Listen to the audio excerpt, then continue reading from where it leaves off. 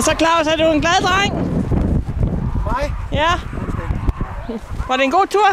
Ja, særdeles udfordrende. Det var en herretur. Nu var I ude på 40 i går. Hvad var I ude på i dag så? Så vi nøjes med 21,5. Okay, men det gik så fort. Nej, det gik lidt. Jeg har jo bremseskærm med i den her blæste. Ja, okay. Så vi jo stoppet. Og så var der modvind jo. Og så var der modvind og sidevind. Og sidevind også, ja. Og tilføjet spor. Hvad siger sønnen om turen? Hvad? Magnus, var det en god tur? Ja. Var du ude og opleve lidt? Ja. Kørte de godt, hundene? Eller løb de godt? Ja. Fik du dem til at lystre ved kommando og alting? Ja.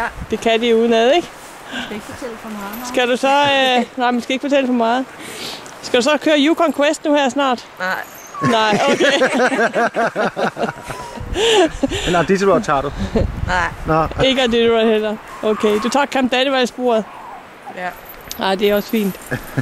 Og det er godt, I havde en god tur i hvert fald. Ja, det var en super tur. Nå, det er godt. Herretur. Men, hvor har vi hakken henne? Den har vi her. Vores hunde er trætte nu. Nu har de også løbet hver dag i 10 dage snart.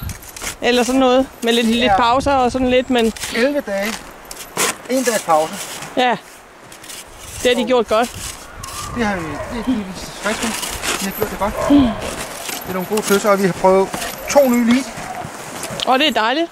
Så nu har vi 6 ud af 10, der kan gå lead. Det er dejligt. Og mere end 50%. Det er fint nok. Og så har du ude at køre på Dannevaldsslæden også.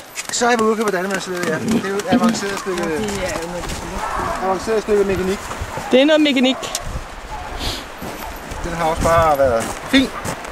Den dejligt. tog faktisk 40'eren på. Den tog du 40 km på, ja. Ja. Og jeg kom helt hjem. Og du kom helt hjem. Ja. Det var dejligt. Det fungerede bare. Vi slutter her. Sådan. Super.